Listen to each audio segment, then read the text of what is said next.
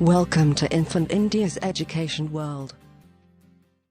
अस्सलामुअलैकुम बच्चों, कैसे हैं आप सब। उम्मीद करती हूँ खैरियत से होंगे।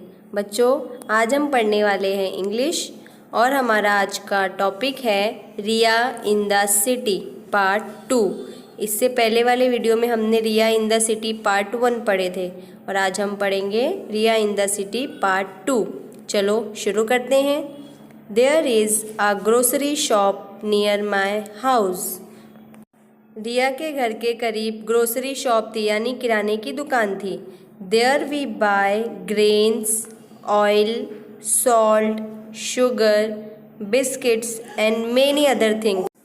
ग्रोसरी शॉप से क्या खरीदते थे? ग्रेन्स, ऑयल, सॉल्ट यानी नमक, शुगर शक्कर, biscuits and many other things यानी बहुत सारी चीज़ें। Can you name them? क्या आप उनके नाम बता सकते हो? I am in standard 3। रिया कौन से क्लास में पढ़ती है? स्टैंडर्ड 3 में। I go to school by bus. मैं स्कूल बस के ज़रिए जाती हूँ।